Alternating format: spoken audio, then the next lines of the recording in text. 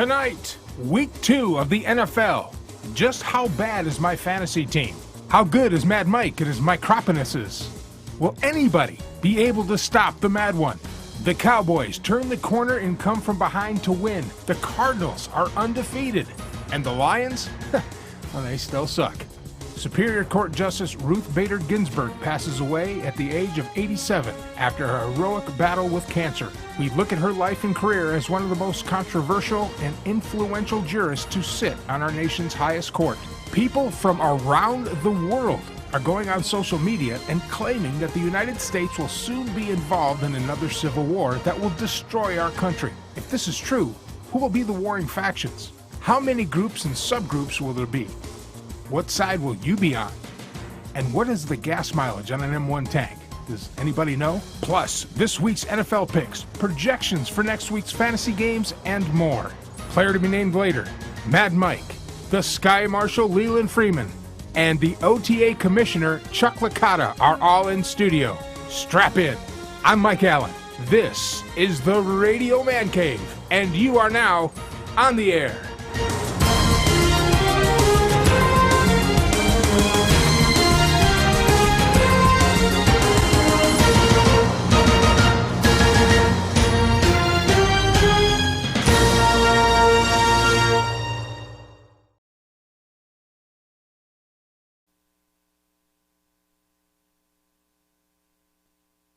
Ginsburg, do solemnly swear.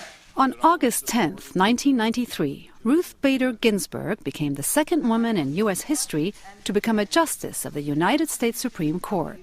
Ginsburg knew she wanted to be a lawyer by her third year in college. That's the same thing that the Communist Party was doing too long. She was motivated by the Red Scare that gripped the nation in the 1950s when Americans were afraid of the perceived threat posed by the Soviet Union. Led by Senator Joseph McCarthy, thousands of people were publicly accused of being communists. There were brave lawyers who were standing up for those people and reminding our Senate, look at the Constitution. Look at the very First Amendment. What does it say? If lawyers can be helping us get back in touch with our most basic values, that's what I want to be. Ginsburg's parents discouraged her from studying law, fearful that she would not be able to find a job in the male-dominated profession. But Ginsburg was determined, and after graduating from Cornell University in 1954, she was accepted to Harvard Law School just 5 years after they started admitting women. When I entered law school, the class numbered over 500. 9 of us were women. 2 years later, Ginsburg's husband, Martin Ginsburg, a renowned tax attorney and law professor, took a job in New York City, and Ginsburg transferred to Columbia University. She graduated from Columbia Law School in 1959, and, as her parents had predicted, she found breaking into a man's world challenging. There wasn't a single firm in the entire city of New York that was willing to take a chance on me. But with the help of a sympathetic professor, she got a clerkship. Soon after, she started teaching at Rutgers University School of Law and Columbia Law School. In 1972, Ginsburg founded the Women's Rights Project to work for equality for women and girls in all spheres of life.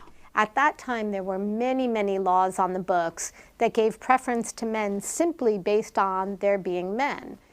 Lenora Lapidus is director of the project, an initiative of the American Civil Liberties Union. Throughout the 1970s, as she led the Women's Rights Project, she brought case after case to the Supreme Court in order to establish that the Constitution prohibited sex discrimination. 2 decades later, Ruth Bader Ginsburg was a member of that court, appointed in 1993 by President Bill Clinton. During her time at the Supreme Court, she was an articulate voice for the liberal wing of the bench. Ginsburg believed that gender barriers facing women in the workplace today have all but disappeared in the United States. What remains, she said, is something a court cannot mandate: for American society to be open to the idea that women and men need a balance between work and family. Ginsburg balanced her own life as a working mother of 2 children with the love and support of her husband Martin, who passed away in 2010. Well, the most important thing by far was that I had a life partner, my husband, who thought my work was at least as important as his, and who wanted very much to be part of his children's growing up years. Supreme Court Justice Ruth Bader Ginsburg says she has always tried to do what she believes is right. I hope that I will be remembered as someone who loves the law, loves her country, loves humanity, prizes the dignity of every individual, and works as hard as she can with whatever talent she has to make the world a little better than it was when I entered it. Julie Tabo, VOA News, Washington.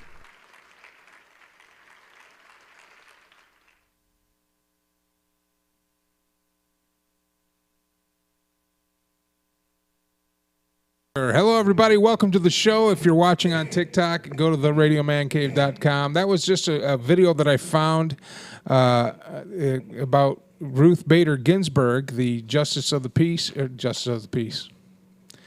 the Justice on our Supreme Court, who passed away recently, that has created an entire shitstorm of hypocrisy between the two ideologies. And before we get into that, though, I just want to say that I didn't agree with her on a lot of things, abortion being one of them, not because of religious reasons, but for scientific and moral reasons. But that doesn't take away from the fact that she came from almost nothing and rose up through the ranks in a man's world in the 50s and 60s and 70s and got all the way to the Supreme Court of the United States, and that's pretty cool. So some of the things, if you don't know, of course, all folks on TikTok are looking at the back of my page here.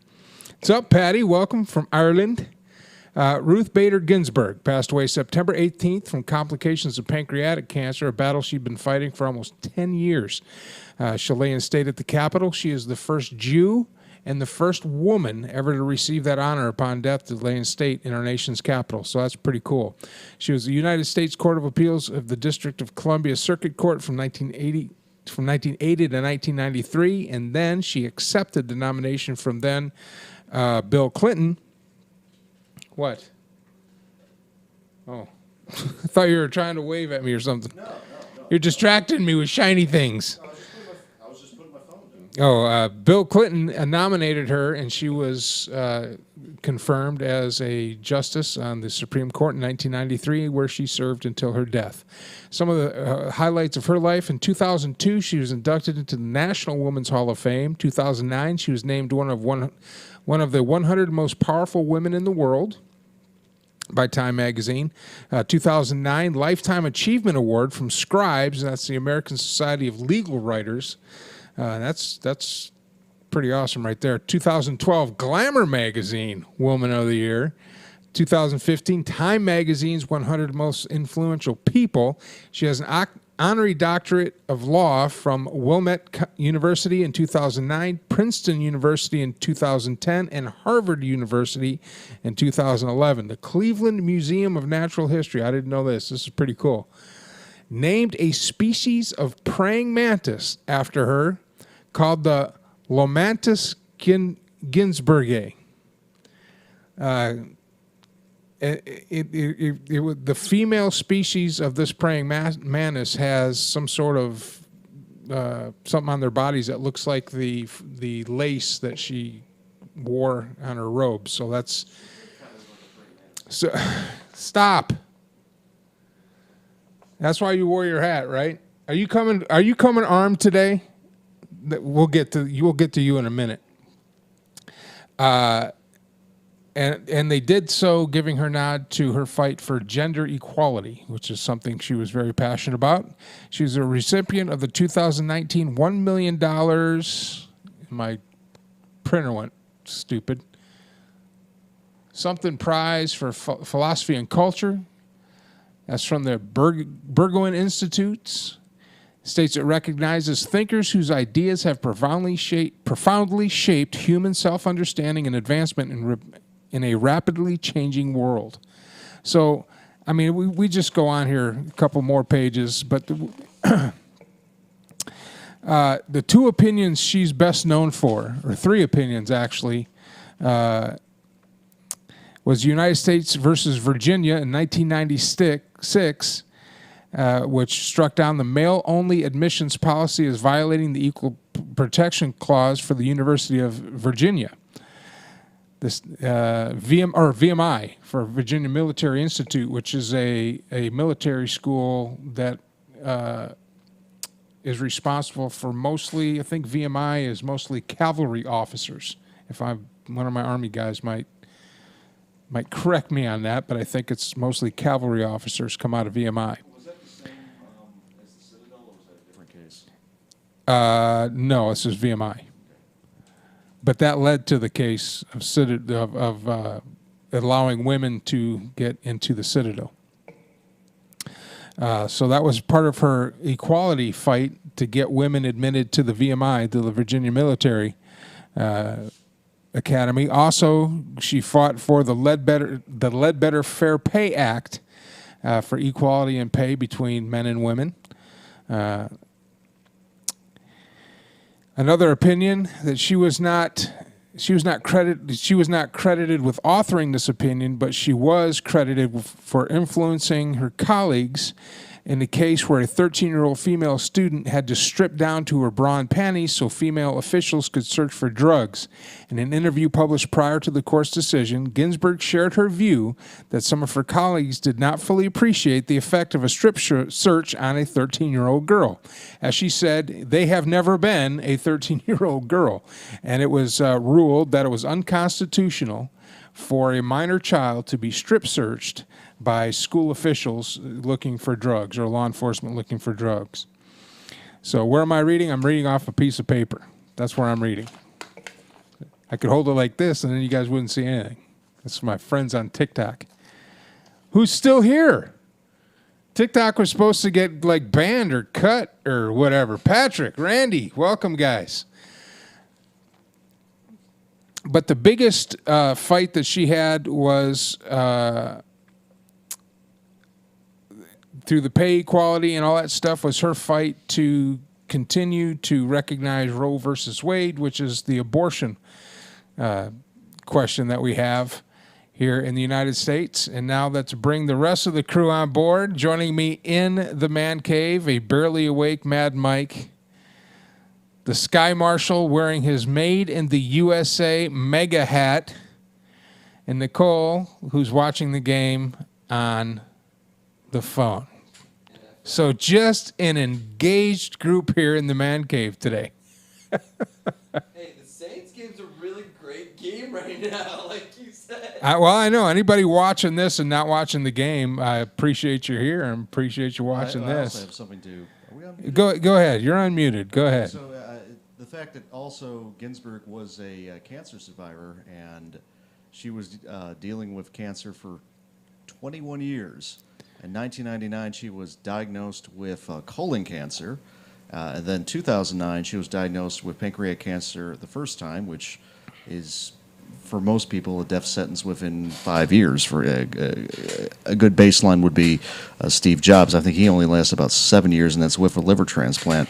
And so she went into remission on both. And then in 2018, she fell in her office, broke 3 ribs, and then they discovered she had lung cancer, which is another one of those. So she's a fighter. Yeah, and so she went in remission on that. The pancreatic cancer then came back 2 more times, and of course, the last time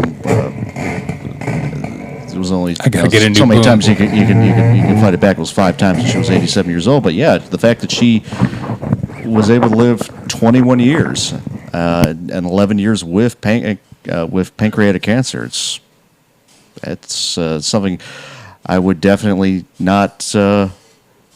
I wouldn't bet on. And sort of like that guy that bet on the Falcons, $33,000 to get $1,500. Holy cow! The Falcons, man! Oh my God! Talk about. But anyway, back to Ruth Bader. One of the things that she fought for was a woman's right to choose. an abortion. Now, a lot of the abortion rhetoric revolves around, and I don't agree with this personally, because what we're doing, to me, and before I go any further with this, understand that to me, abortion isn't about a woman's right to choose, because the choice should be made prior to the penis entering her vagina. And for the man, the choice should be made prior to him taking his penis and sticking it into a vagina. That is the act which by nature specifically is to create more children. So when a woman gets pregnant from that, that means that the proper care wasn't taken leading up into the act to prevent said child, especially when you use sex as for fun. Yeah. Tinder. So what happens now, though, is it gets politicized.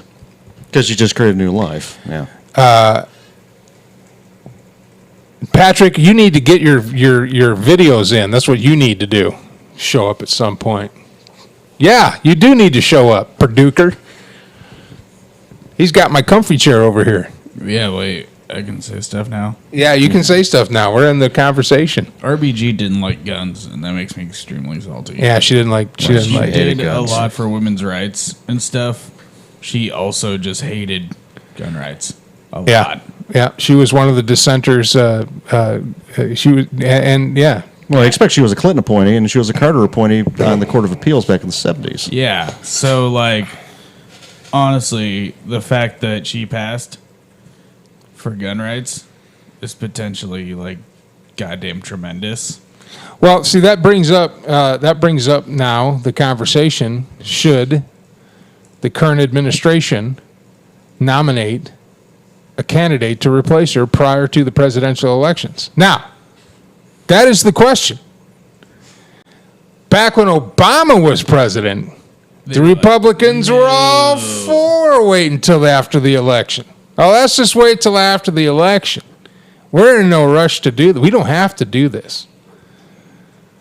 We can let the next president, especially, what does Mitch McConnell say? In a lame duck second-term president, we don't want the Supreme Court to be dictated to by a lame duck second-term president. We want the next president to pick. Now, it's the Democrats that want to wait till after the election. Not that I don't think it will matter. I do think that despite his blatant efforts not to get reelected, Donald Trump most likely is going to get reelected for no other reason than that Biden is horrible. So I could have taken any other Democratic nominee that they had up in the process other than Biden, and they would have had a better chance of beating Trump than Biden. They picked the absolute worst person to try to beat Donald Trump. The worst two people, because it's really President Kamala, because you really Yeah, think pretty much, you really think Biden's going to make it through the next 4 years, regardless of what happens. He might not, or you might come down and get sick and resign. That might be the plan.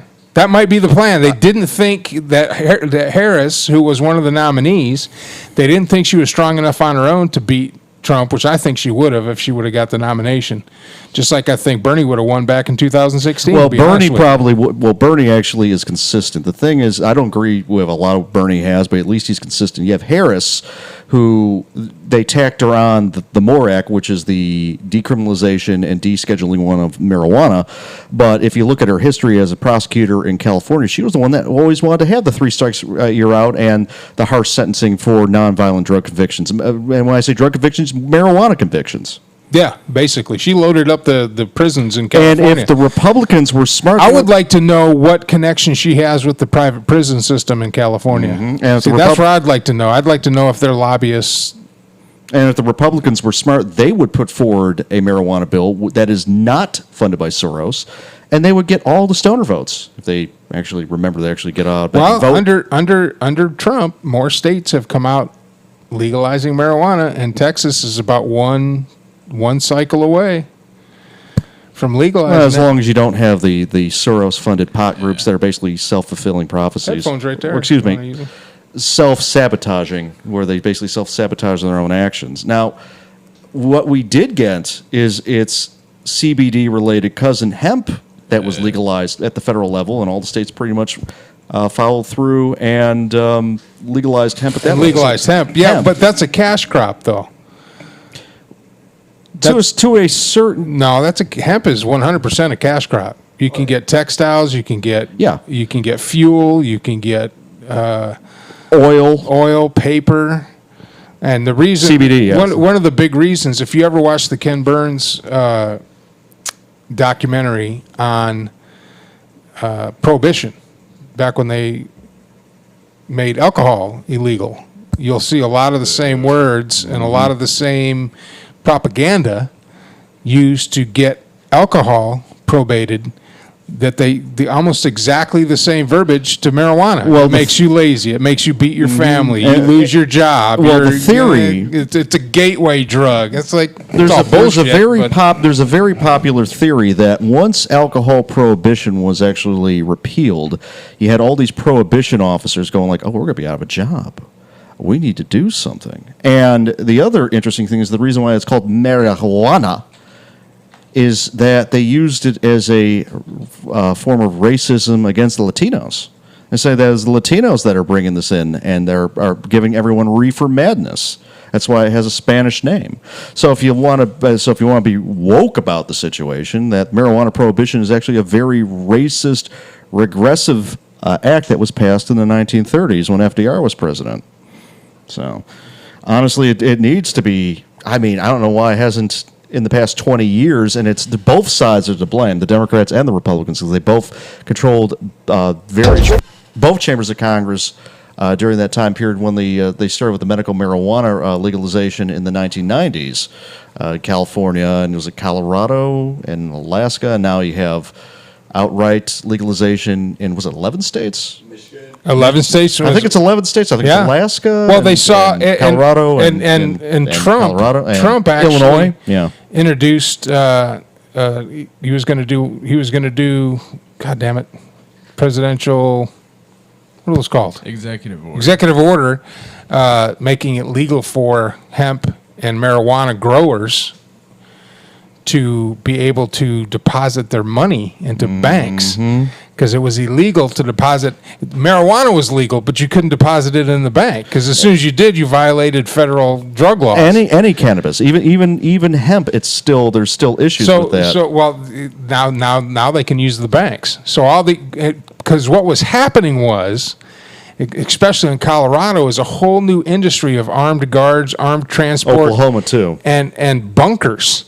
They would have to make reinforced steel bunkers to put all their cash in, because they couldn't take their cash and put it in a bank. So now the banks in those cities are saying, here we are in a depressed economy, and the whole boy's got a couple of $1 million of liquid assets that the bank wants. So the bank lobbies went to the president or went to the government and said, hey, we need to... Yeah, and how do you pay your taxes if you can't deposit it and you can't really spend? Well, you can make it into money orders. Yeah, but you can't deposit it into a savings or checking account. There was a whole cottage industry of companies that their whole modus operandi of existing was essentially legal money laundering of cannabis companies until. And storing it. Yeah, storing it and legal money laundering. I mean, it basically was legal money laundering. They had to do something. They couldn't put it in the bank. So, but anyway, Ruth Bader Ginsburg. All right. So I'm just really hoping the Supreme Court actually takes gun cases. Because the problem is you got Roberts. Doesn't matter. Doesn't matter. They're outnumbered. They're outnumbered. Especially if this administration, I'm telling you right now, I think Trump's going to win.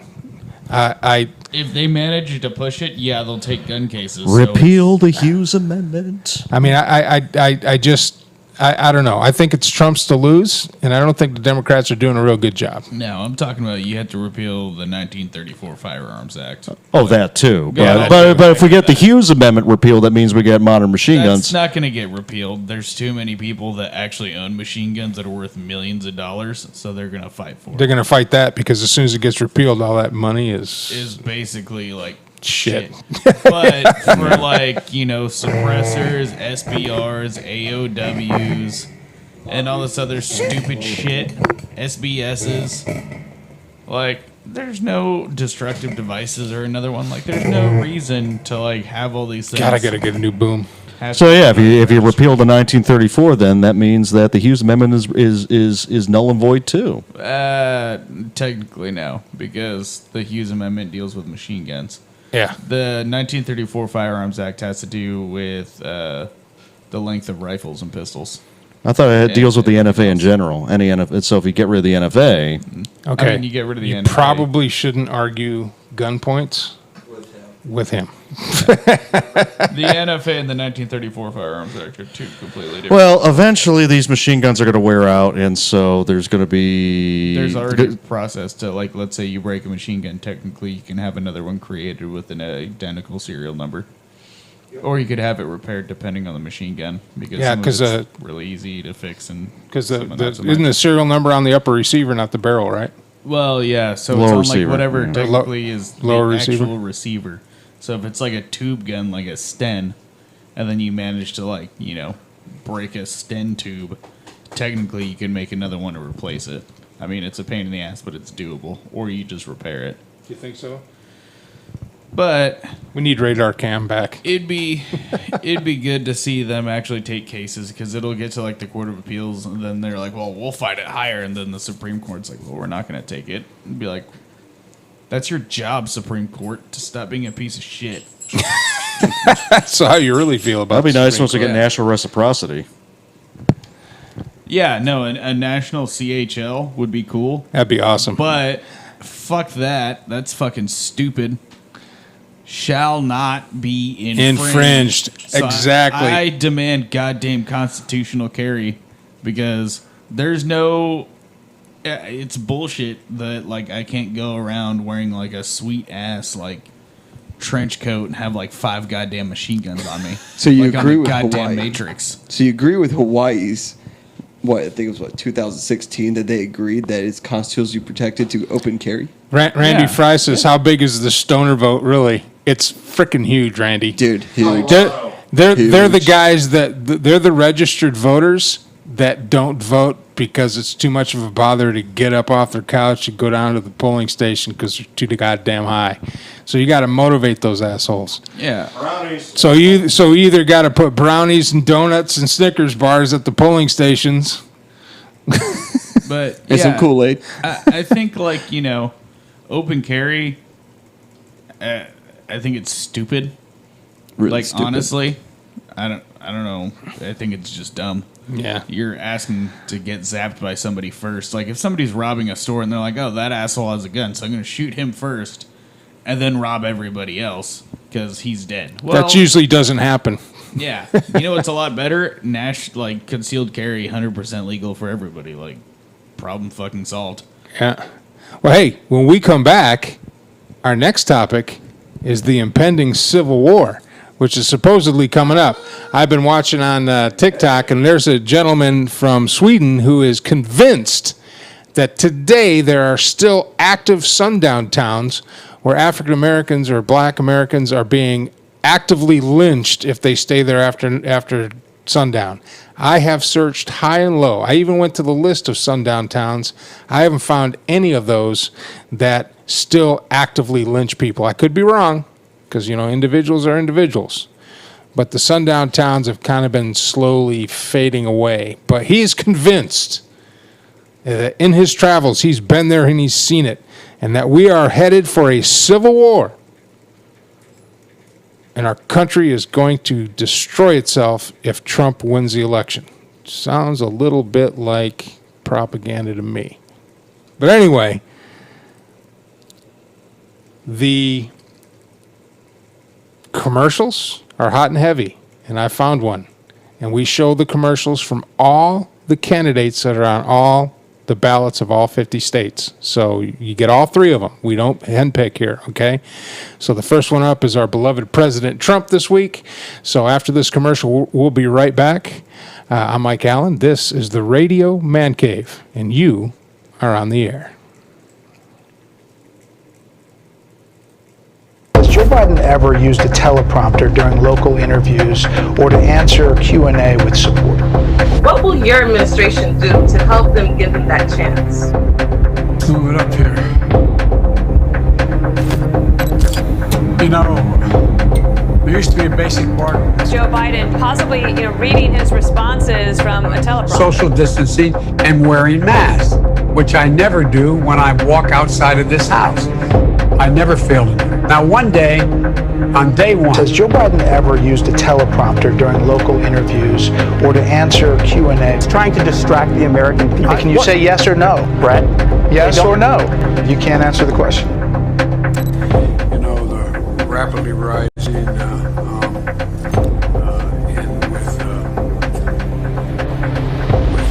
don't know.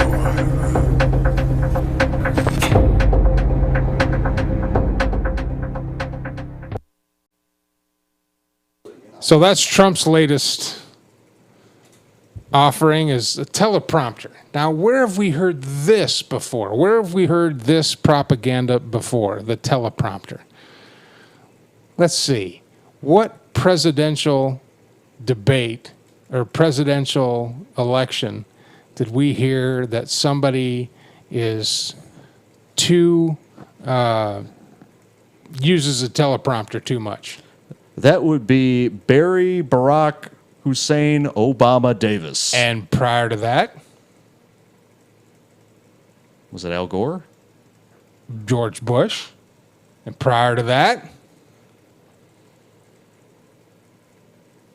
Bill Clinton. I mean, come on. Every single... They're not even trying anymore. They're not even coming up with original propaganda anymore. They're not. Are they? Mike, are they? But anyway. Bring on the asteroid. If Trump wins the election, we're going to have a civil war, according to this gentleman from Sweden. You know, it's interesting. And that's something that gets paraded out every 4 years, isn't it? All right, here's my first. They don't even know. Shut the hell up, Swede. Okay, your country is combat ineffective. Well, but they were right on not having lockdowns or the mask mandates, and they have herd immunity. It's really easy to say they did something when your fucking country's smaller than Houston. You know, what's interesting is it that has less population density than Round Rock. Or Taylor, for that fact. So, Sweden, you go cram it up your ass. I mean, other than your Swedish Mausers, give me those. Those are cool. But your guns are cool, but the rest of Sweden, like, your little policies and some of your beliefs are silly. I want to make it.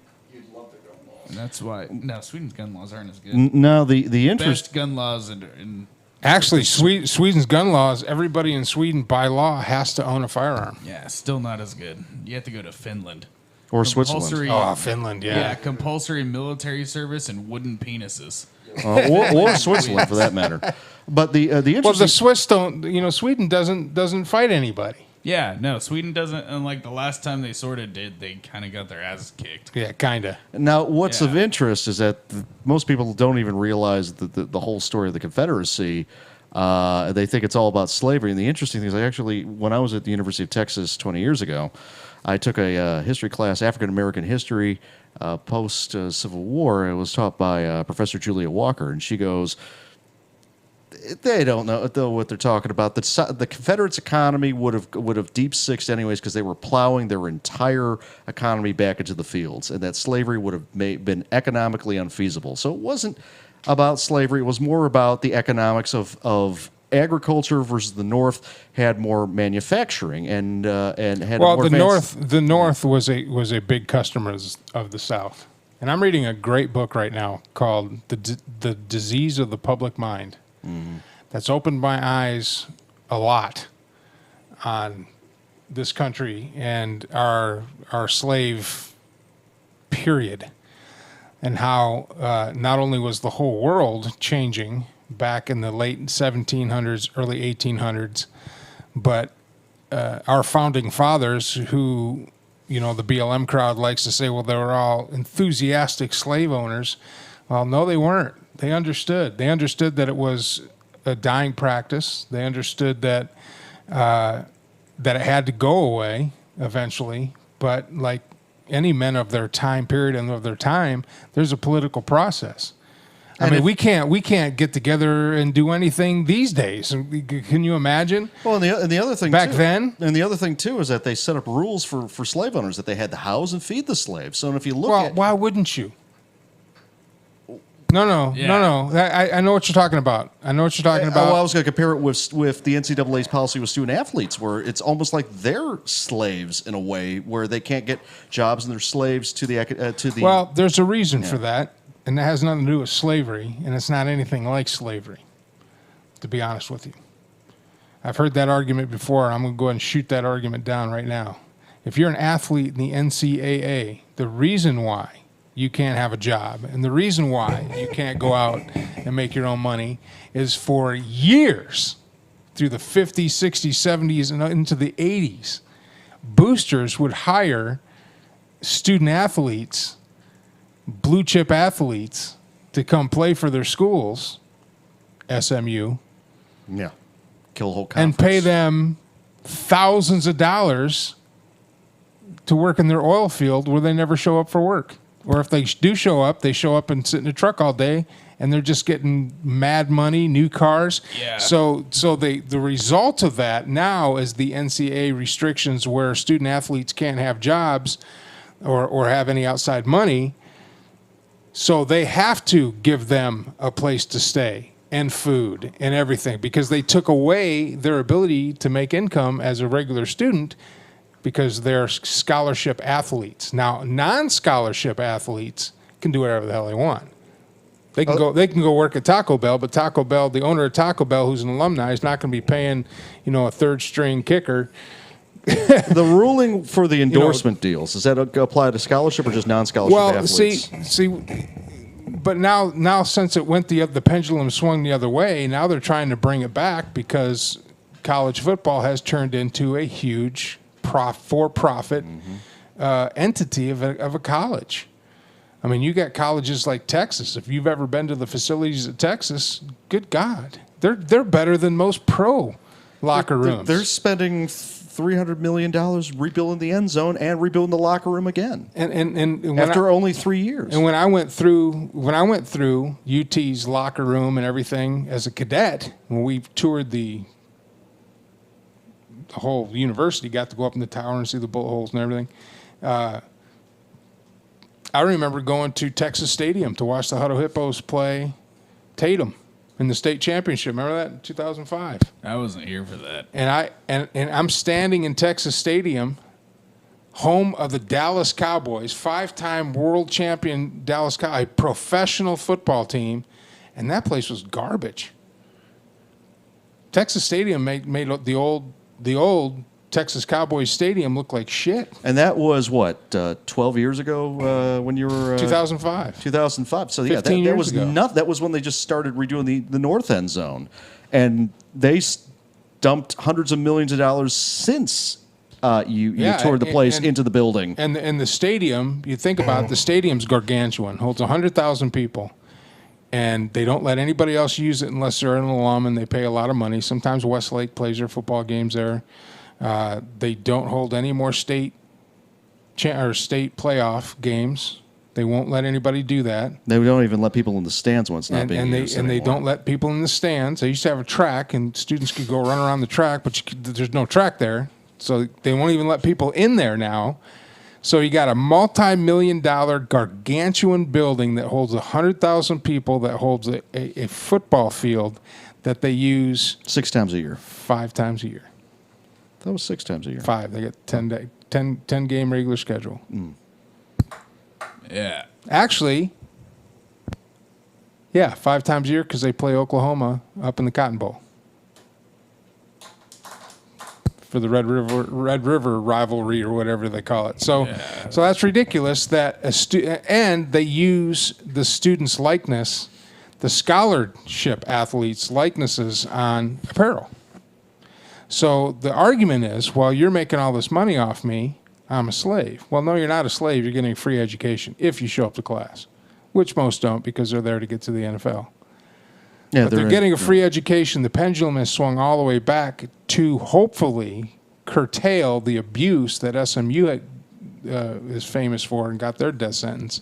And it killed the Southwest Conference in the process. And it killed the Southwest Conference in the process. There was a couple other schools like UW. UW did the same thing. UW got it bad, and then they tried to cheat it around by saying like, "Oh well, you know, technically, I guess it won't be boosters, but we'll give them like grant money, which was just direct into like a direct deposit." Yeah, that was something else. And they were like, "Oh, we got around it," and you're like, "No, that's not how that works." So they straight up like, you're not allowed to get any profit from any sort of game that you hold. Yeah, the fact that the University of Texas has its own Ohio State. Yeah, the University of Texas has its own television network, which Ohio State got their coach got fired. Tressel, Jim Tressel, and he was a class act for, up until that happened. And then USC. Mm-hmm. That's why Pete Carroll. Pete Carroll's up in Seattle making it happen, but that's why Pete Carroll left USC. That he whole saw thing. the writing on the wall for Reggie Bush. Absolutely. So I mean, it still happens, but now the argument is, well, if you're making all this money, why not put a portion of it into a trust that the student can use to like buy a car if he needs to? It'll be controlled. So, you know, they won't spend it all on frivolous stuff. And at the end, if they leave early and don't graduate, they don't get it. But if they go through the whole program and then they graduate with a degree, then they'll get the money that was earned off their likeness, off their uniforms, off their jerseys, off their apparel, off their pictures, off anything like that. Now, are graduate transfers also held to these same restrictions too? Yeah. If you are a scholarship athlete, meaning you're getting a free ride, you cannot hold any job. You can't work at Taco Bell. You can't make any money. I mean, some boosters are slick and go through mom and dad because mom and dad can send you all the money they want. No, that's what they do. So they laundered it through mom and dad like they did with Reggie Bush, bought her a house and all this other stuff, and they went a little too far. But I think the athlete should benefit from his time playing for a university that's making money off his efforts. I do believe that, but I believe it can be better managed so that abuses won't happen. And recruiting abuses won't happen, because the other argument was, well, what about like Colorado State? They don't make the money that Miami does. What about those athletes? Should it go into a national general fund and be evenly distributed throughout all scholarship athletes? No, that sounds communist. It is communist. It's way communist. Very communist. It should not be. You know, but that's a recruiting tool. You a come here and you can have, you come play for the University of Texas, and if you graduate, you get this big chunk of change on the way out the door. They already kind of do that with, say, with UTEP, so that way they don't have to go play in El Paso. They just pay them $500,000 to not have to have the home and home, where it's they come and play at the big school to get basically demolished. No, that's something different. Okay, that's the school getting money. I mean, there is one. That's a tune-up games they call them. They're not outright saying pregame, but that's a tune-up game when the University of Texas plays UTSA. Come on. Nah, still my personal favorite is like, technically, if you go play for the Red Raiders, student athletes do get a kickback known as the Raider Rash. Or if you have the misfortune to play for the Bobcats, you get the bumps. The Bobcat bumps. Yeah, so there is something they do get, so that's cool. Oh my God! So we went from the Civil War to football. I know. I never really got. I thought the Civil War, because I wanted to know what side you guys would fight for. First of all, what sides will there be in the Civil War, in the upcoming Civil War? What are the sides? We got to pick the sides. So first, we're gonna have the Antifa, right? The butt mad lefties. So you're gonna have Antifa's gonna be a side. The 30-year-old babies living right? in mom's basement. Then what's another side? Then you're gonna have all the good old boys club. All the good old boys, the book boys or whatever they're called. No, you're gonna have like the Sundown Boys. You're gonna have the angry rednecks. You're gonna have the get the fuck off my lawn people. Yeah. Then you're gonna have like the kind of in the center that are like, and then you're gonna have the No, I'm not talking about what are the different factions now. If a war breaks out, what are the sides going to be? Antifa's going to be one of them. No, it's gonna because they're the ones that are asking for it. They're the ones that want to have the civil war. No, you got to think about veterans and soldiers too, though. It's because of our gonna oath. be just like they keep off my So those are so then we have the veterans. And they're going to split up into two. You're going to have the oath keepers, the guys that actually believe in defending the Constitution. That's mostly a white supremacist group, isn't it? Oath keepers? Not really. No, they just believe in keeping their oath that we. I get all that. swore. I get that. But isn't that a mostly white organization? No, it's not. Okay, I'll have to look into it. Yeah, Last time I did it, I think we talked about them years ago, and they were one of the white supremacist groups is the Oath Keepers, but there was veterans. So Antifa, the Oath Keepers, okay. Now are they going to fight together or against each other? Oh, it's definitely against each other. Like no Okay, matter so what. now we got both sides. So now we have a base. We have the Antifa and we have the Oath Keepers. Now who is going to be allied with Antifa? The militant feminists. Militant feminists. Okay, so women and no, we got 3. it's gonna be Just pass it back and forth. Yeah. Good Okay, God. so the militant feminists that are on the Antifa side. Okay, so but women in comfortable shoes. Are they pro-gun or anti-gun? Both. Believe it or not. So militant feminists are pro-gun. Yes. Okay, because Antifa is anti-gun. But they're now buying guns. Oh, of course. Everybody's. Hey, That's why I say they're. Everybody's pro-gun until it's time to be anti-gun. Everybody's anti-gun until it's time to be pro-gun. You know what I'm saying? You guys but anyway, Antifa's not arming Do you see themselves. the Black Panthers being an actual? Black Panthers isn't an organization anymore. Okay. Neither is the KKK. There's people that call themselves a KKK, but they're not going to be a large enough faction of anything to be any part of this, other than maybe a company in one side or the other. The mass migrant crowd. Do you see them aligning with Antifa? The migrants? The mass migrant, the pro open border crowd. The pro open border crowd or the actual immigrants? The crowd, because because a lot of the immigrants just want to come here and just be Well, I mean, the just- immigrants just- are going to hang out until after the battle, and they're going to go rebuild everything. Yeah, and they're gonna be just leave us alone. That's We not came here- racist. That's the Yeah. truth. Don't freaking call me out. That's not racist. That's the truth. It Look, is at, the look at truth. New Orleans after both hurricanes. Who was in there rebuilding New Orleans? Thank you. nah. You guys are thinking too specific. Okay. But all these groups will have to. I mean, is it going to be North against South? No, you guys. Well, then, let's see. They have the Proud Boys that are gonna be on the opposite side of Antifa. Okay, so Proud Boys and Proud Boys Oath and Keepers Boogaloos and the Boogaloos. Okay, so they'll be allied. We got Antifa with the militant feminists and Antifa. And what else, Mike? You guys are thinking way too hard. Okay. You guys are literally overanalyzing. Do you have the purge crowd that's just going to mop up? Danger Davis says it's going to be shirts and skins. Do you think? Do you think it's going to be? Do you have the purge crowd that's just going to come back? That's not going to be aligned with anyone. Just going to be like, it's Manorgate. Let's just take everyone out. No, you guys are thinking way too hard. Okay. All you have to do is look at Yugoslavia. Okay. Basic. That's what's going to happen. You're gonna Pragmatic Ideals, our friend is on here. He says, what does the free market guy want? Open borders. He doesn't want open borders. I don't want open borders. We're the last thing we need to do. We're picking sides for this great civil war that's supposedly going to happen. Can we bring him on? Something Can I have a mulligan with being too nice with the guy? No. No, you had your shot, man. Shit. He'll come back on. I know. Anyway, I was just trying to be nice. Yeah, you guys. This is what happens when I be nice. Hey, No. Ogawa, cut the malarkey. Pragmatic. He said he was just trying to be nice to you.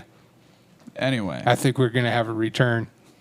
yeah, it's gonna be like you're gonna have like a lot of moderates and other people who are just like fuck off, stay off my property. Then you're gonna have the angry right wingers, and you're gonna have the angry lefties. Okay, now the militant, the ain't fucking around group, who I'm trying to get that guy Grandmaster J. I've reached out to him. I'm trying to get him on the show, who doesn't know the difference between an AR-14 or an AR-15 and a bullpup. What side are they going to be on?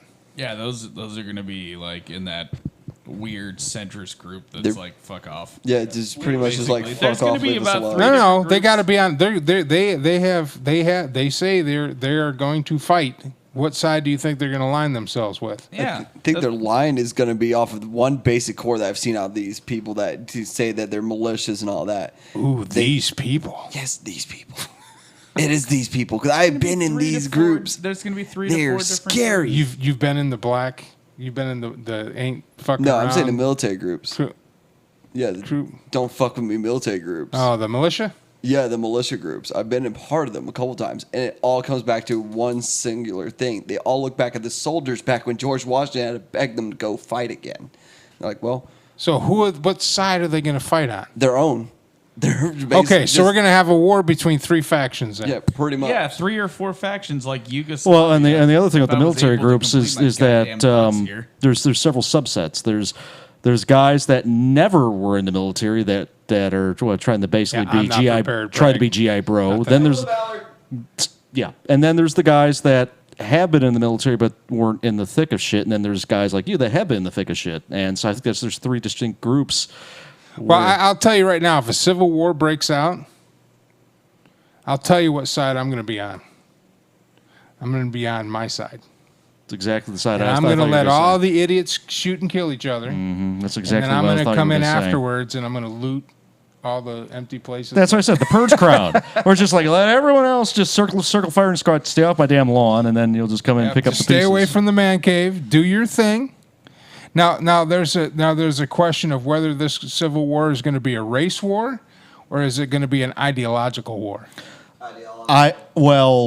Originally I think it was going to be ideological, but then basically the propagandists are trying to make it into a race war and make it into a gender war. I think that's what they're trying to really push, and they've been pushing that since 2014. Balkanization. There was a big pivot because after, and I'm not going to go into the the debate of whether Sandy Hook. By all means, don't get into any political things on a political. No. Show. I'm just being very careful with the wording about Sandy Hook because yes, it did happen, but I think that the opportunity was originally trying to use it to get rid of everyone's guns, and that didn't work, and so they kind of pivoted into race and gender division, starting in 2013, 2014 It's not alcohol. Oh, you want one too, I suppose. Yugoslavia. Oh, I was hoping you hit him in the nuts. I was trying to hand the microphone off. Yeah, you guys just think of Yugoslavia, okay? That is like the best example of what's going to happen. So what's going to happen? We don't like you, so the Northwest gets rid of their undesirable people and then separates from the rest of everybody. Like, so basically, like, so do you think? So do you think Texas is going to like, hola? Basically secede? Yeah, that's kind of would be their plan. Well, and then I you'll mean, have other states like Texas is already self-sufficient. Hey, Randy, give us an update on the game. Yeah, but you guys have to think. Well, I would have said that 10 years ago, except for there's been a lot of West Coast people that have moved to Texas and have populated the major cities, and they've. Let him finish the sentence. Okay, you guys yet to be super. Don't slurp into the microphone. Come on, man. I raised you better. There's a lot of different areas. Don't a giant country as large as ours. There's a lot of differences between groups of people. All over the goddamn place, from the Northeast to the Midwest, the Southwest, everywhere else. Those are gonna do whatever the hell they want to. And then split off from everybody else. And that's realistically what happens in sort of situations, especially if a civil war to be introduced. Because you would be like, oh yeah, the Northwest has been wanting to secede, and there's been a secessionist movement for decades now. And a lot of it's get rid of all the people we don't like, and then have Idaho, Washington, Oregon, Northern California, and part of British Columbia be one country. Cascadia. Then you have Cascadia. Hell yeah. And then Texas. Yeah, Texas. Can split up to five different countries. No, we'll just stay Texas. Okay, Yugoslavia split into 5 or 6 different countries, and Yugoslavia is small. So the now US your like fellow 20. Northwesterner Cascadian here, Prague, says that it's not about getting rid of anybody.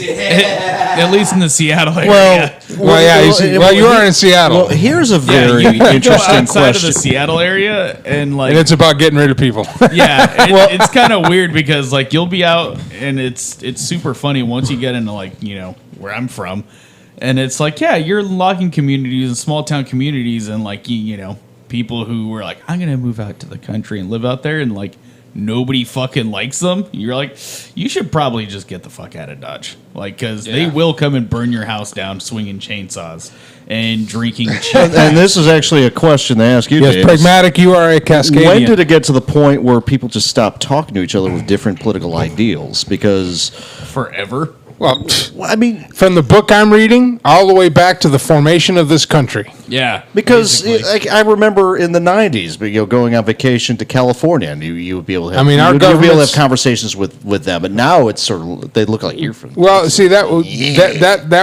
was because we lived through the '60s. See, what everybody doesn't understand, and I think people aren't really realizing, this shit that's happening now is nothing like the '60s. It isn't even a blip on what our country went through to get out of the Vietnam conflict and the counterculture and the drug culture and the hippie movement and the rock and roll movement of the 1960s and early 70s.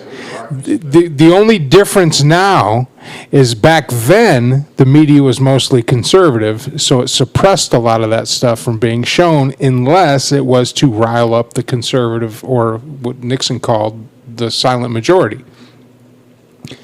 Now it's all about likes and looks. So the media now is not concerned with information as much as getting attention paid to it.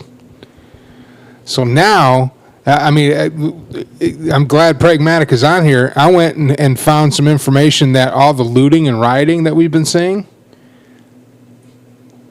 didn't happen to the extent that we're being shown. That the protests were mostly peaceful outside of a small little group that was doing all this stuff that all the media paid attention to. So Pragmatic Ideals on the ground in Seattle, even though he's got a little bit of a slant to his opinion, was right. These weren't violent, out of control protests. I mean, I was driving Uber in Austin. I wasn't scared to drive down in Austin. Of course, I'm not driving into crowds with a handgun, which is stupid. But I had people getting in my car with guns. I had people getting in my car covered in pepper spray, cleaned out my. It's probably why I don't have COVID. Pepper spray probably took care of that. TS gas is a beautiful thing. Yeah, it cleans out the. I mean, your whole everything drains. Everything. But I didn't feel in fear. I didn't see our city burning. I mean, the media played it up like that, but it really wasn't. It wasn't what the media. So it's like everything that I'm seeing about the virus, about the protests and everything. The physical evidence isn't lining up with what we're being told on the media. I used to think like that until I drove downtown Austin and saw this one fucked up image, and legitimately it was Wilco SWAT, all the SWAT, you could tell which ones were different because of the different uniforms, standing by the highway, and the entire crowd literally lunging at these officers with sticks, batons, whatever they could grab, saying kill. Legitimately, no other words but kill. Well, if that happened one day out of all the days down there, not the days I was driving, it didn't happen. Yeah, it happened when I was down there, and then it was just nonstop, just people walking through. But granted, it was a few people. So you have that one area in front of the police station, but there was protests all over the city. Oh, yeah. That weren't like that. No, it was just that area was. But that's where the media was. Yeah, because it's right in front of the. So the perception is that the whole city's on fire. Yep. When it's really just one little area. See how the media works? Mm-hmm. So. And the fact that the protests had nothing to do with the spike in the COVID infections. Thank you for closing down my bars, you little bastards. Oh, bars are open now. I know it. That's why I'm driving Lyft. And you know what? and let me tell you this: the bars are open now, and the only thing they had to do, Pragmatic Ideals on TikTok, is pay the state for a restaurant license. Yeah. They didn't have to change at all. They only had to buy the license for food and sell food. There's a bar that went to Costco and bought boxes of chips. That's the food they're selling so that they could open up again. And they're being very clever with the accounting where they're giving credits on the beer. So no, they don't have to meet that. I thought they have to do. No. They just have to pay for the license. Yeah. They have to pay a higher tax to the state to open as a restaurant and change nothing about their business. Basically. That's crazy. So is it about the virus? No, it's about. I think not. They still have like capacity deals. So like the last time we went out, more or less, we just sat at a table, and like they're still watching capacity because it's still like a restaurant. 75%. Well, TABC is out doing their bullshit. Yeah, so like you go and buy chips, and like they'll charge you for a Sprite for like $5, and then you get the vodka for $1. Yeah, that's what I say with the. That's what I say with the accounting tricks is so that they're under, so that they have more than 50% of the gross receipts coming from non-alcohol. But it's pretty funny because it's like, You could buy vodka for $1. I mean, Pragmatic Ideals wants us to talk about the 60s. Let me tell you about the 60s. The 60s were a turning point in this nation. And what you guys are doing now, the young people that are doing now, you're not all the old hippies that are in their 70s and 80s right now are laughing at you. Hey, LBJ, how many kids you got to kill today? Yeah, they're laughing at you. But, that's for another time. We have to take a break. When we come back, our football picks, how the fantasy did, and all that fun stuff. Results of the Saints game. And the results of the Saints game, because we got a guy over here that's keeping track of that. Thanks for sticking with me, though. Love to have you, but let's have another commercial. This is from our friend Joe Biden, and we'll be right back. I'm Mike Allen. This is the Radio Man Cave, and you're on the air.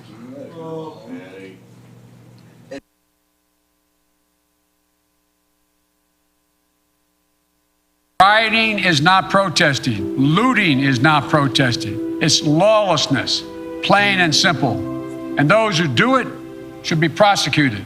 Fires are burning, and we have a president who fans the flames. He can't stop the violence because for years he's fomented it. But his failure to call on his own supporters to stop acting as an armed militia in this country shows how weak he is. Violence will not bring change. It'll only bring destruction. It's wrong in every way. If I were president, my language would be less divisive. I'd be looking to lower the temperature in this country, not raise it. Donald Trump is determined to instill fear in America because Donald Trump adds fuel to every fire. This is not who we are. I believe we'll be guided by the words of Pope John Paul II, words drawn from the scriptures. Be not afraid. I'm Joe Biden, and I approve this message.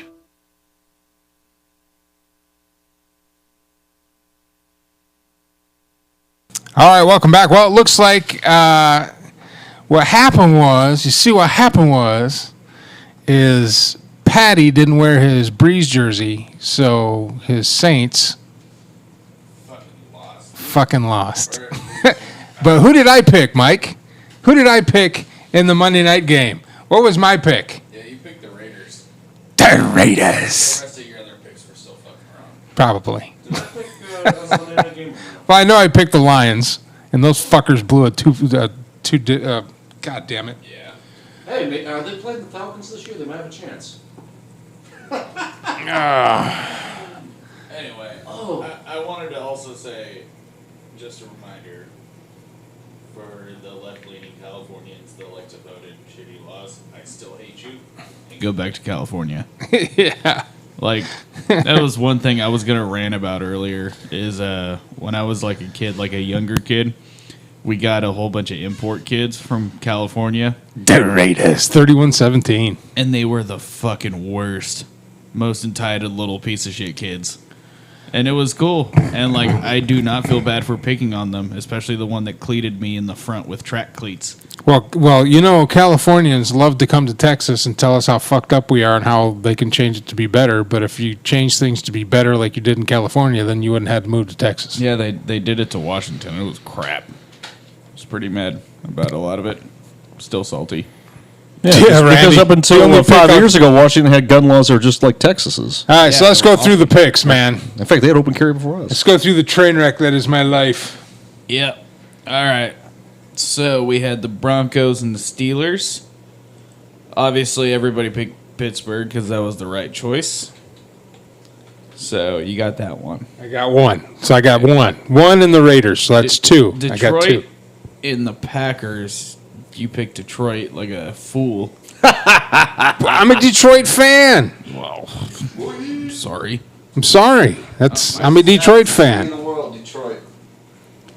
Let's see.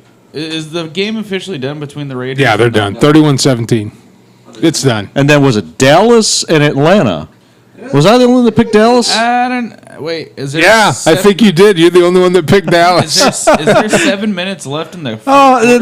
Get this. As I mentioned earlier in the show, there was some guy that bet $33,000. Although the way the weekend's going, 31-17, the Saints might come back with 7 minutes left. Yeah, that's a lot of time. So we still can't call that one. But yeah, before we leave the Dallas, oh my God, the Dallas game. So there was a guy that bet $33,000, thinking in the middle of the game, thinking, oh, there's no way Dallas is going to win this, to get $1,500, and Dallas was. I was reading the comments on our private chat. It's like, did they forfeit the game? And I look at it, was like, what, 20-0, and then they were down by 17 points going into the fourth quarter. And the fact that Dak had 3 rushing touchdowns and a passing touchdown of 450 yards, he had nearly 41 points. He had the highest score of any of the quarterbacks in our league.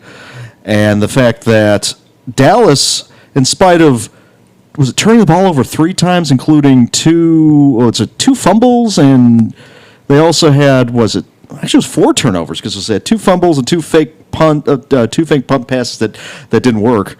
And yet they still came back, and the craziest thing that happened, the last possession, Dallas scores a touchdown. Then they do the onsides, and Atlanta just kind of stands there, and just looks at the ball going. They treated it like a punt instead of a kick. Kickoff. And so Dallas recovered the ball and kicked the field goal. 4 seconds left to win by 1 point, and I'm just going like, holy shit! So I got beat by you in fantasy, but anyway. Yeah. So we have obviously. The Cowboys won. The only one who got that one was Leland.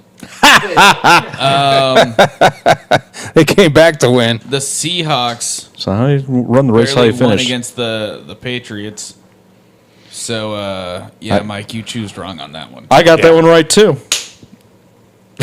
Yep. And the Patriots almost came back to win that game. That was a good game. And then there's the Saints and the Raiders, which, I mean... Yeah, for those watching on TikTok and watching on YouTube, I do apologize for the choppy video. I'm running a 3-core CPU instead of an 8-core CPU.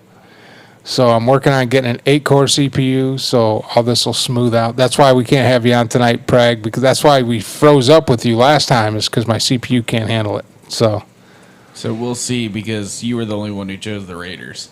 They got tied. The Raiders. So I got 2 right. So if the Saints win, did I pick the Saints? I got 2 right. Did I pick? You picked the Saints. They got 5 minutes. Oh, Jesus Christ. The Raiders are going to win that. But what if they don't? The Raiders. And then you got 1 right. Touchdown Raiders. So 5 out of 6 from me. We picked 4 games, 5 games. 5 out of 6. Yeah, the only one I got wrong is the Monday night game. Well, you only picked 5 games. So you got 4 out of 5. Yeah. Wait. I thought I picked. I guess I didn't pick the Raiders then, because I picked Seattle, and I picked Pittsburgh, and I picked that. He's got it written down. Ask him. Yeah. Well, I saw what I picked on this thing because we picked. Oh, and if Chuck's watching, thanks, buddy. Broncos, Steelers, Detroit, Packers. Oh, the Saints just scored. Falcons, Cowboys. It's their big comeback, man. Pats in Seattle, and then the Saints and the Raiders. That's 5 games that we've picked so far. That was all we did last week. Pragmatic setting. Due to COVID, will the Patriots increase their football PSI? Yeah.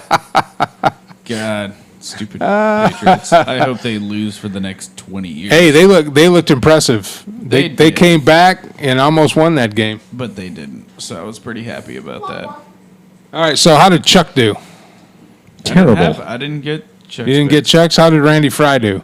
Oh, Randy Fry. The only one we're not sure yet is the Saints. So basically, I won this week. I only missed one, the Saints. Well, Now it's 24-31. yeah. It's 4 minutes left. Yeah, But still. Oh man, the Saints might come back. Yeah, Which means I would be perfect. Which means I definitely won They this might week. come back. Come on, Raiders. which means you and I don't care. I suck at all this crap, which man. means you and Randy would have been right for this one, with dead last still Mike. Of course. Of course. Yeah, the only one I would be missing would be Atlanta, because apparently. I mean, right now, Tom Brady. I kept Tom Brady on the fantasy. I'm 0-2 because I lost to this clown. 96 to 84. I'm gonna get killed on the bye week because my backup is Patrick Walker, and so far I'm just gonna tell all benched. you guys. 8 points. That's all I got from Brady is 8.68 points. My micropenuses are just fucking devastating. And if I would have made it one different pick, I probably would have pushed over 200 points. Let me guess, you would have taken for my bench. I should have rotated them out, but yeah, no, my micropenuses. Oh yeah, your are bench is wow. Yeah, my bench is stocked, and I had one player that I probably should have put in, but I was like, I don't need him. That's going to be for a later game. So who do I play next in fantasy here? I don't know. Hopefully me, so I could just anally ravage you. I think I played. Let's see here, league. And Fuck nah. I didn't astroglide this week when I. Shit, I got to put up right here. Yeah, when I just murdered Kevin. Like I hope he feels bad. I'm playing you next week. Me? You piece of shit. Yeah. And then I'm playing the Wilco Tropical next week. Yeah. The micropenuses and just lying around are playing next week. Yeah. What's the bet, Mike? No, Wilco got creamed this week by Tiger King. Hold on, let me turn this guy off. What's the bet? I'm not a betting man. You talking all that smack? Oh, well. Talk about anally raping me. No, it'll be consensual. With no lube. It'll be. So what's the bet? What's the bet? I don't know. I don't have to bet. I already know I'm going to What's the win. bet? I'm calling you out. What's the bet? What do you want to bet? I'm going to start Baker Mayfield. Okay. Well, I'm going to start pretty much using my lineup now. The Browns are playing that team from Washington who's got a shit defense. I got Chubb and Baker Mayfield. Chubb did great this I know. That guy's a beast, man. Is it still going to be called the Redskin rule? This year. No, it's the team from Washington. Right, but so what are they going to call the Redskin rule this year? You know the Redskin rule, correct? If Washington wins, the incumbent stays in. Washington loses, the incumbent loses. Loses what? The elections, the last home game before the election. That's against Dallas. Oh, Redskins are going to get beat, man. Well, I don't know. No, it's Dallas. Because Dallas isn't all that great. They played Atlanta. To be fair. Has Dallas ever been really great? Yeah. Yeah, back in the 90s. Back in the Jimmy early Johnson. 90s, they were Mark back in the Brooks was 90s, but look at me now. from 1990 to 1995, the Dallas Cowboys were arguably the best team in football. And then Jerry Jones And then fucked Jerry himself. Jones fucked it up. Yeah. Drove Jimmy Johnson out. Yep. Yeah, it's going to be awesome. So what's the bet, Mike? I don't know.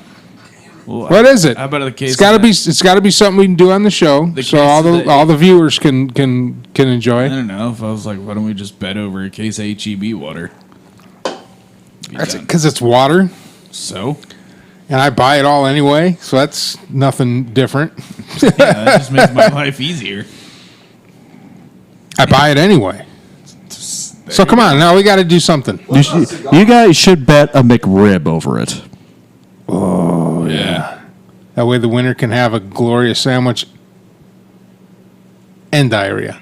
McDonald's sponsor us. I love the McRib though. McDonald's, let's have a I tell McRib you, eating contest. there's only 3 things that I eat at McDonald's when and if I ever go to McDonald's. Chicken McNuggets, which I know are processed and not real chicken. They have spicy chicken nuggets now, and they're awesome. The breakfast sandwich, the McMuffin, with sausage, egg, and cheese, and I have them add bacon because, the I hate McMuffin's myself. good, You know what's good? The McGriddle. And the hash brown. Yes. And the McGriddle's good too.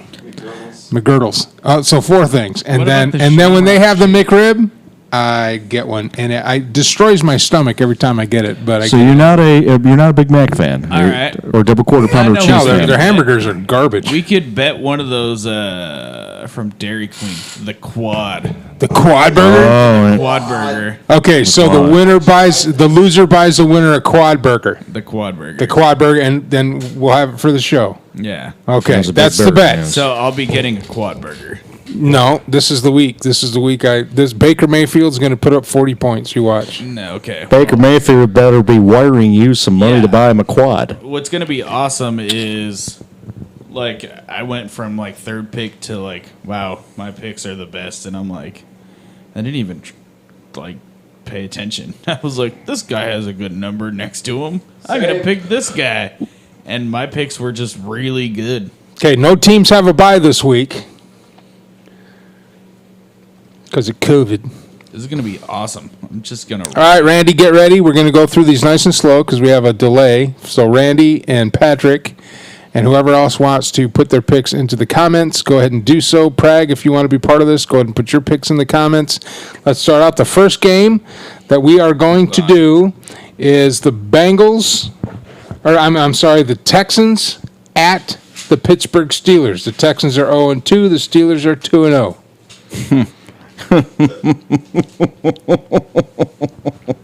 Okay, who are we doing? Hold on. Texas and the Steelers. Texas is Steelers. Saturday noon game. Wait, Saturday? Or Sunday noon game. Sunday. You paid for the seat, but you'll only use the edge. You only use 25%. Yeah, you only use it 75% capacity, 6 feet apart. I will pick the Steelers. Hold on. No, wait a minute. I'm going to change that. Seriously? Yep. Steelers are at home. I'm going to roll with the Houston Texans. You sad man. You really don't like victory. He is a Lions fan. I have a feeling the Texans are going to do it. Who else is putting in? Randy Fry, Steelers. Okay, hold on. I'm still like... Yeah, it's so weird. Is that there's 20,000 people in these stadiums and they just look completely All right, empty. who's next? Do we other than? All right, so do you guys get these guys? Oh, I'm going with the Steelers. Steelers. Okay. It's not even gonna be close. Patty, you still watching? Steelers. Or no, he chose the Texans. Yeah, I know, Justin. That's because my computer's chugging along. What does Randy say? I get it. What does Randy say? Oh yeah, especially since I have the Steelers defense on my team, my fantasy team. Who does Randy? Randy wants the Steelers. Okay. See, this is that hard to answer a goddamn question. I answered it already. No, you didn't. Not when I asked it. All right, so the next one we have up is... Who is your team? Cowboys. You're the Cowboys? No, he's a Falcons fan. Falcons. Let's go with the Raiders and the Patriots. The Raiders. At home against the Patriots. They're at Foxborough. I'm going to go with the Raiders. I concur. Defensive pass interference on the Saints kept the drive alive for the Raiders. I'll go Patriots. Pat, I tell you, they looked impressive, man. They looked impressive. Cam Newton's getting it there. He's getting it together, man. They looked impressive. I liked them. All right, who does Randy pick? Randy hasn't typed yet. What did you pick? I picked the fucking Pats. Ah! I have faith in them. Sorta. I have no faith in anybody. Not even yourself. No. I'm picking the Raiders. Quoting one of my favorite quotes from Daria, I don't have low self-esteem. I just have low esteem for everyone else. All right, next up is the Chicago Bears at 2-0 in Atlanta against the Falcons. The Bears. The Bears. I'll go with my birds. Bird team. Bird team. Bird team. It's going to be the first time I don't side with a bird team. Randy Fry wants the Patriots. Good job, Randy. The Bears. Well done, well done, Randy. I like Randy. Randy's cool. I think I'm going to go with the Falcons at home getting their first win because they really shouldn't have lost that game against the Cowboys. I don't know what the hell. Fucking did. I don't know what I don't know why the defense had nothing to do with it. What happened? The defense had nothing to do with it. They had the ball, they had the lead, and they had a 4th and 1, and they punted. No. Between that and the onsides. No, and then the onside kick. They would have won that game. Randy Fry wants the Falcons. All right. I mean, I'm telling you this right now. That special teams is never going to miss a kickoff again. Ever. Because that was some Pop Warner 9-year-old don't understand the game shit. It blew my mind. I'm like, what the fuck are they doing? Yeah, nobody gets the onside. They should have won that game. Hey. First, get the first down. I have a question. Oh no, it was 3rd and 1, and he threw a pass. Run the ball. Get the first down. This is clock management, man. You're not trying to put up another score. I have a question. Yeah, go ahead. Can you look up when championship curling starts? No. Because I think we should do that as picks. No. Like Canadian Curling League? No. That's where we need to do picks No, of. I'm not going to be betting on Steve McCluskey from Saskatoon. VFW Hall number 27. Because I'm pretty sure Regina has a hell of a team. Next up is the Cowboys and the Seahawks. That's an easy one. In Seattle. Ooh. Yeah, that's a really easy one. Oh, wait. I forgot they don't have people there. It's fucking stupid. Nope. Well, they might this Sunday. They're going to start letting people in the stadiums, they said. They had people in Green Bay. Green Bay, I think, was at 70% or 50% occupancy. Green Bay actually had the highest Lambeau occupancy. Field is cold as piss, so COVID can't. COVID's survive. I ain't going up there. Fuck no. That's some cold shit up there. All right, And yet baseball still isn't laying You got anybody the in. Cowboys? I got the Cowboys. Seahawks. I mean, that's obvious. Seahawks. I'm going to go with the Seahawks because I hate the Cowboys too. And I'll wait for Randy Fry because I got this on slow-mo. Leland, you picked the Cowboys? Yeah, the only week I'm not going to pick the Cowboys. I'm not going to pick the Cowboys. That's 4 games, Is right? the Washington football team Yeah, game. but we picked 5. Yeah, I know. That's 4, right? Yeah. Because the last one, Wait, who did you pick for the Seahawks and the Cowboys? the Hawks. The last game's going to be the Saints. Okay. Game, isn't it? And then what did Randy pick for Cowboys in Seattle? Randy didn't pick anything yet.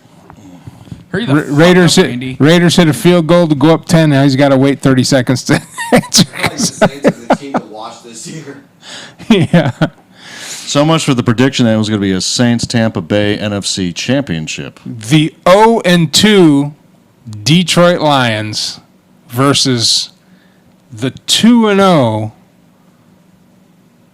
Arizona Cardinals with Kyler Murray at the helm. You know who I'm picking. Bird team. Is it at Detroit or is it at Arizona? It's in Arizona. Ooh. Oh, we got to pick one more. We picked 5. I know, we got to pick one more. Why do we have The to pick Saints. 6? Because we forgot the Saints. They're the team to watch this year. Well, right, Leland, who do you what pick? we try to do, and we have you as an Bird team. addition, so we each member of the cast has a different team that they root for. So we got to pick. So we got to pick the team that the cast member roots for in our picks. And we used to pick all of them, And that just got redundant. All right, so Nikki. Well, I know. You picked the Falcons. He's the Seahawks, Cowboys, Lions, and then Patty is the Saints fan. It was actually kind of fun with the XFL because there's literally only 4 games a week. Chuck is a Steelers for fan. 5 weeks. And Chuck's the Steelers fan. Wait, we got to do the. We did the Steelers though, right? Yeah, we did the Steelers. Yeah, who does Coach K like? I don't know. Coach K hasn't called or talked to me or done anything, so he's busy with the Huddle Hippos, and they're starting out next week. I and should just talk shit to him. Oh, just talk mad shit to him. Fantasy, because Yeah. I just murdered him. Badly. I'm gonna be your first. I'm gonna be your first loss. You know who's gonna be the teams to play in the fantasy league are gonna be me, Chuck, and Okie. It looks like. No, I'm beating you. I'm beating you this week. I dude. actually did You're pretty going well this down. week, believe it or not. You are going down. Like I I'm said, gonna have to sit here during the show and muscle through a fucking hamburger. Dak Prescott had All right. 40 Who points did Randy almost. pick? Randy picked the Seattle and the Cardinals, and then the last pick, because we got to pick the Saints for Patty, are Green Bay at New Orleans, and I'm picking the Packers, even though I hate the Packers. How do you hate the Packers? They're fucking awesome. Because I'm a Lions fan. Oh well, that sounds like a personal problem. It make more sense if you're a Vikings fan. Yeah. Well, been Lions all my life. Yeah, it make more sense. It's not like I picked up rooting for the Lions like a year ago. I'm 53, so it's at least been. You've had your heart broken for a lot of years. decades. Yes. Yeah, we could call it Raiders 1. Hey, here's something to think about. Is it better to be a Lions fan, which your heart's broken, but it's an honest heartbreak, or an Astros fan, where the team sucked, and then they won it, but then the win was basically because they were cheating and got caught. So it's like Randy Fry says Green Bay. Awesome, Randy. F1 Hillbilly. What's going on, man? All right, Nikki, who do you pick? The Packers? Nicky picked the Saints. Go ahead and put Patty down for the Saints, and we'll get his picks Packers. in the chat during the week. Yeah, go Packers. Go Packers. We'll go Packers with cheese. Beer, brats, Battlestar Galactica. Wisconsin's like a really great state overall. Yeah, Wisconsin fucks. Yeah, that's where the Jeep 4-liter came from, was Kenosha. That's what I prefer to remember Kenosha from, not the Riots. Yeah, it's final 24-34 Raiders. All right, so we have our picks.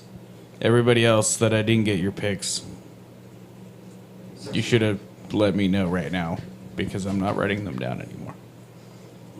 I am now going to doodle on this piece of paper. We're going to take a quick break, and when we come back, we're going to talk about something else. I don't know what the fantasy curling. I tell you what, if you find a curling league, Mad Mike, that's a fantasy curling league, I'll look into it. I will look into it, but I don't know, man. Anyway, we'll be back after this message from the only woman running for president of the United States, and she has my vote. That's the Libertarian candidate, Jo Jorgensen. We'll be right back. I'm Mike Allen. This is the Radio Man Cave, and you are on the air. Hey, look at it.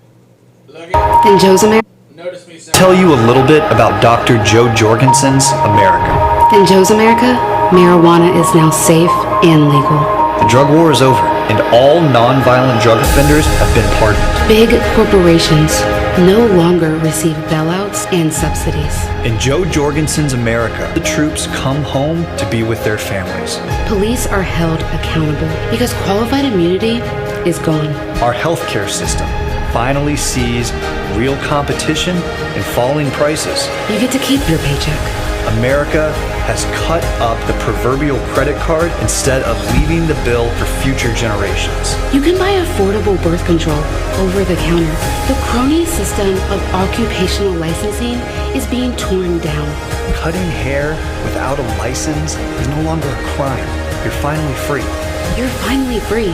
It's time for Jo Jorgensen's America. It's time for real change. For real people. Just say Joe. I'm Dr. Jo Jorgensen, and I approve this message.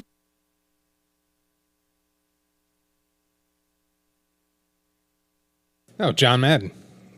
Welcome back to the show, our last segment of the evening. And I don't know about y'all, but the Libertarians have the best commercials, I think. All right. Everybody I will think- dissent on that. I think they do. John Madden is like the best coach ever. Ever. And I'm super mad that he doesn't like. Well, do you know, the object of the game is to score more points than your opponent. Well, there's a mama bucket and a daddy bucket, and there's a little baby bucket over there. Like, and then there's times you drew penises without like really thinking about it. And you're like, so this guy goes over here and he curls back this way, and then this guy gets the ball up in the middle. And then he and just it's tosses like, it over. It's like a huge dong on the NBC. Yeah. He was the best. I miss John Madden. He was the because, best. Like, some of his stuff, he's like, the main objective of the football. He didn't die, did he? He didn't No. die, did he? No, he just retired. He's just retired. Yeah, no. Because he can't form complete sentences. Well, no, he can, and then he just goes off top. He's collecting his paychecks from the video. It was the other games every guy. year. It was his partner that died. Yeah. And, Yeah. I'm still Probably mad. one of the best play-by-play guys ever. You know what? You know what the secret was? What? He said less. Then John Madden, that's not a hard accomplishment. No, than any play-by-play guy. He said less. That's what made him so good. Yeah, Who was the play-by-play person that sounded like this? John, what was cool Was it- well, about we- John Madden, though, is he's kind of doing what he would, is Well, what Tony Romo does, and he's Let me tell you, actually Tony Romo plays. is the best color guy in football. He's the best color guy. I don't care. You can call him homo if you want to. He's the best color guy in football. Yeah, no, he knows. Absolutely the best. And, well, it was... Is he still with CBS or is he now on ESPN? CBS, I want to say. Still CBS. I heard him this weekend. He called a game this weekend. I can't remember what. But it's pretty game it wild was, because, there's be some times where, like, John Madden's like, yeah, watch this. He's going to fake, a handoff and then throw a screen. And then they did exactly that. And Oh, it's yeah. like, the only other person I can see who can actually say that is Tony Romo. Yeah. And Big I'm time. like, I'm impressed, except, I just don't really like Tony Romo. 'cause the Well, whole Cowboys Chucky used to do that too. John Gruden used to do that all the time. On Monday Night Football, he'd call the play. So, if they really have a chance to do this, you're going to have to do this, and follow it up with this, and boom, boom, boom. What was really What's cool your opinion of Al Michaels? He's one of the best. Nah, One of the it's- absolute best. What's cool about John Gruden is the Spider. And how does Y2 Joe banana. Buck keep his job? I have no idea. Spider Y2 banana. Spider Y2 banana. Yeah, the Grudens are interesting people. Hey, the Grudens are the best, man. Yeah. His brother got a raw deal at the Washington team. I hope he's somewhere now. And then there's the radio guy that he did a hilarious job with the cat. Who was that guy? He's yeah. God damn it. I'm getting tired. His name's right at the tip of my tongue. Just the tip. He does the radio. He does the radio. People Shoot, still listen I can't to remember it. sports on the radio. I do. When I'm driving. Yeah, Kind of hard to watch TV when you're driving. not that attitude. Oh, do you know what I wanted to talk about? Neuralinks. Neuralinks? Are you for the mark of the beast or against it? Nah, man, dude. Were you a fan of the movie Strange Days? Elon Musk is coming up, and Elon Musk, okay, reach out to me, dude, because I want one of these goddamn Neuralinks. Like, So you want the mark of the beast? I want that fucking thing so bad. There's your human guinea pig right there. All he needs is Dairy Queen quads to feed him. Yeah, That's how you're taking not payments. sticking anything like that in my body Dude, ever. I think it'd be awesome the ability to like just do shit without even have to to pick up my phone. You can bring my laziness to a whole new level. Right? Now, like the idea and like the ability to access the internet and be able to do stuff, just kind of telepathically sounds extremely badass. Now, the only thing I would worry about is like trying to sleep. It's like 4:00 in the morning. With Spotify Premium, you can Facebook notification. Yeah, just like ads and shit. But at the same time, I'm like, dude, We see you've looked at MILF porn. You now can for $13.99 a month. You can have an OnlyFans account. Yeah, but I'm like, I need one of these. I want it so bad, and I'm like praying, and I know that Elon Musk has definitely watched anime and the potential ramifications of his actions. Elon Musk is the But you modern. still want it. Is the I real still fucking want it. Elon Musk is the real life version of Tony Like Stark. getting my brain hacked. This is true. So be worth like all the other cool things I'd be able to do with brain computer. And he's apparently lives here in Texas along with Joe Rogan. So That's awesome. Who's that? Musk? yeah, Musk, because Tesla. Oh, he has a house here, but he doesn't live here. Yeah, Elon Musk lives. He lives in up around space. he lives up around the Dallas area. He has a house in Austin. I believe it because of the Tesla factory. Plus, let's look at what operations he has in Texas. He has the McGregor Test Center for SpaceX. He has the Gigafactory that's being built just east of Del Valle. And then down south by Brownsville, he has the Boca Chica facility, which is the Starship, and that is fucking amazing. Oh yeah, Fully reusable spaceship. There's It's also Buck Rogers, and it's going to be real. There's also the other idea too that they're gonna try to make a privatized space station, and they're like, we definitely need Elon Musk for this, and he's like, Oh yeah, he's like every Bond villain ever. except like super cool and named his Yeah, kid except for he's Kyle. stoned all the time, too.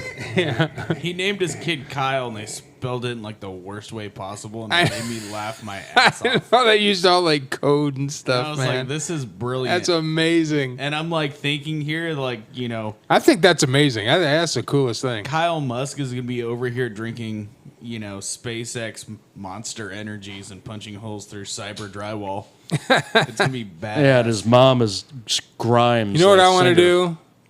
I want him to go at some point after he gets everything off the ground and we're in space and we're back on the moon and have a moon base and have all this stuff going on. I want him to go out and find his car. Yes. And then I need him to fly his car And into then- a cornfield. No.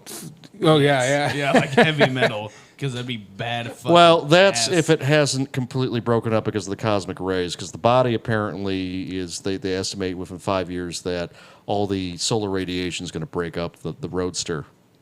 Yeah, whatever. Within 5 years. Why do you have such a shitty attitude about this, man? That's not a shitty Goddamn attitude. Elon Musk. It's fucking Elon Musk, man. You think you would have thought of that? Yeah, he And invented and use goddamn special PayPal. paint? Yeah. I just want it to land on Mars. Because it's supposed to land on Mars. That'd be freaking odd. A freaking Tesla Roadster sitting on Mars. How cool would that be, man? I'm waiting for Elon Musk to be like, by the way, with your new space Tesla that you buy, it comes with this glowing green orb called the Lochnar. It'd be so fucking cool. Like, he's on like unlimited retro. This morning you were a nerd. And now you're big and handsome. It's fucking awesome. Yeah. For those of you who don't get the references that we're talking about, you had a shitty childhood. Dude, heavy metal fucking rules. Yeah, no, man. I want my goddamn cyber brain like Ghost in the Shell, Elon. Give me my shit. Nope. Yeah, he's on infinite, like, the ability, like, I'm Not waiting. me, ever. I'm waiting to see, like, when Elon Musk can, like, technically invade a country at some point in time. Because, like, and just call it Muskland.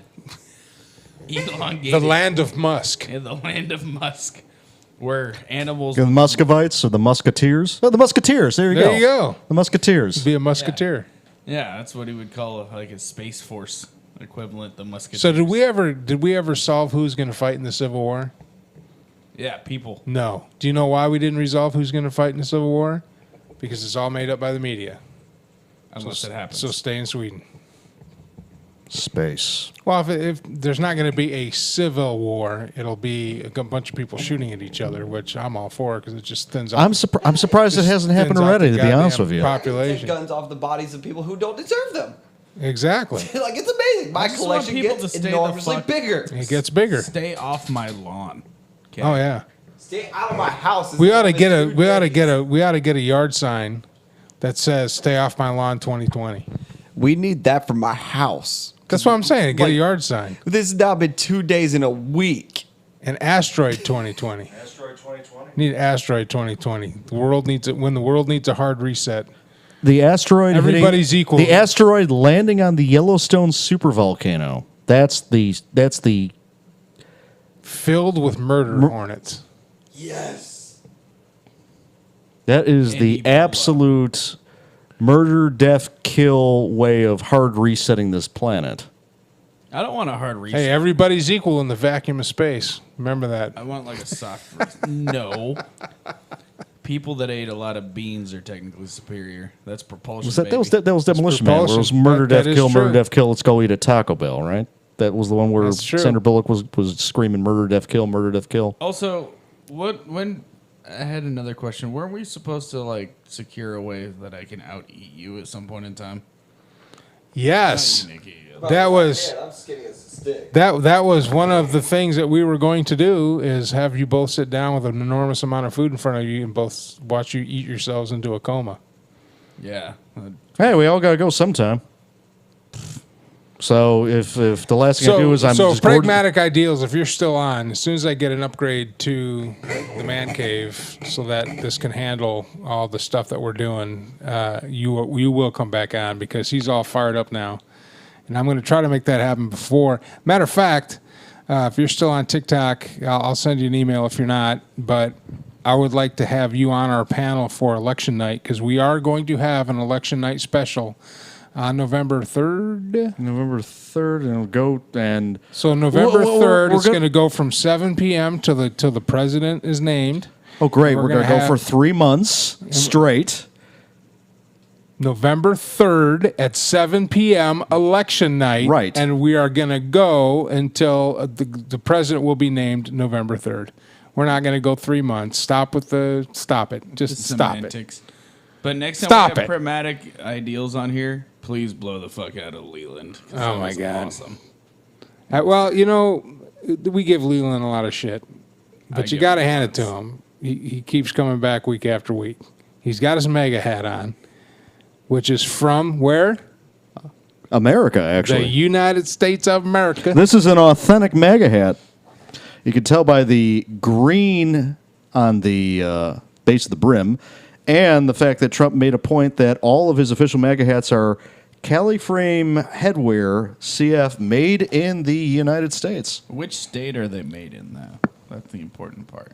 Colorado. 100% hemp. 100% hemp mega hat.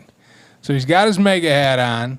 And one of the things about this show that I wanted to create is that, we give him shit because he's hardcore, dyed-in-the-wool Republican, and you can correct me if I'm wrong, but I think your original motivation to come in here is you thought you were going to walk into another echo chamber, and that we're all going to be in here like one big Fox News opinion show. No, that actually wasn't it at all, because this isn't that. Now, I'm a libertarian, but I'm not a libertarian, if you know what I mean. I don't let the libertarian ideology dictate my core belief system any more than anyone should have an ideology dictate their core belief system. You should not have to compromise your individual core beliefs to align with a political ideology, and that's what's happening. And so I wanted to build this show around the premise that it isn't a sounding board. You're not gonna come here and hear us throw out a bunch of minutia and throw out a bunch of snappy catchphrases and propaganda like Rachel Maddow, or who's the guy on Fox? Sean Hannity. Sean Hannity. When we have guests on here, we're going to interview the guests to get information, to find out about the guests and their beliefs, and not argue with them and all that kind of stuff. That's why there's a couple of people that I wanted to come on the show, but their whole premise is to bait people into arguments and make it a confrontational thing. And I think one of the things our nation has lost is the ability to compromise and the ability to have discussions. Because that in the end is what's going to save our republic, is when people stop buying into the religion of ideology and start talking to each other. And you don't have to agree. But you can't then turn somebody away because their ideology doesn't match yours, if that makes any sense. So hopefully this show does that. So we're going to at least do one presidential debate. Let me find out when those are. 29th is the first one. The 29th is, we got to do the first one. So we'll have a live show during the presidential debate. Wait, what day is the 29th? I have no idea. It's like on a Tuesday or Wednesday. September 29th? Yeah.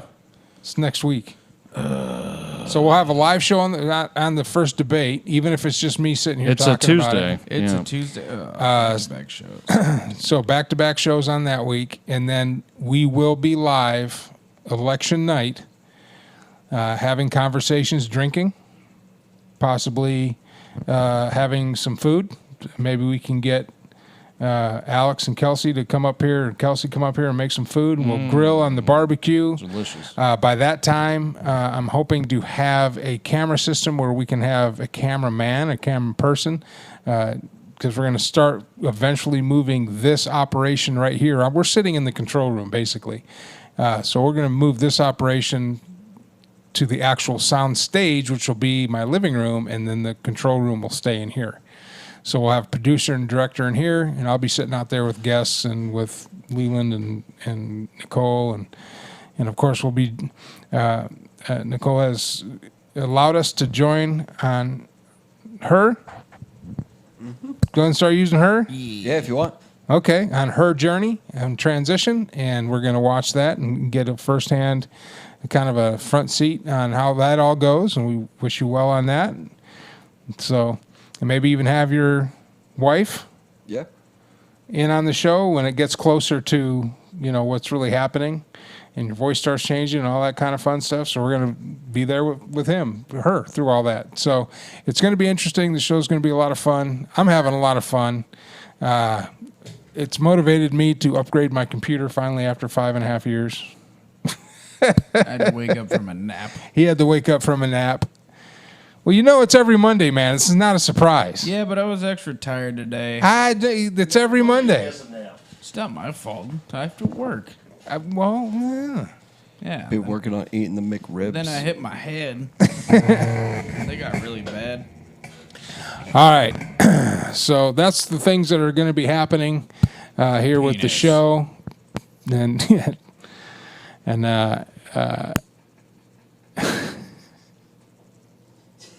You just hear the click. Why? Just a click. God dang. You see what I have to deal with? This is every week. Every week. I wake him up. He's grumpy. We got these two guys over here that didn't scream today, but both of them have a volume issue. How do you think it's going to be on September 29th? Oh, my God. Anyway, hey, thanks for joining us. We'll be back next week. We'll have the NFL picks, and we're going to try to have a guest in here. This next week is when I'm going to, either this week or next week, the Flamethrower is getting upgraded to an 8-core, 16-thread CPU with 64 gigs of RAM. And I was told that my 2 solid-state hard drives that I have now will work on the DDR4. So it should be just taking the guts out, putting the new guts in, hooking everything up, hitting power, and hopefully everything comes on. But we'll see. I'm still backing up everything just in case. But thanks for joining us. For you on TikTok, thanks for joining us. Go to theradiomancave.com, click on the link, go to Fort Kickass Productions, like us, follow us, and we'll be back next week. I'm Mike Allen. This is the Radio Man Cave, and you have been on the air.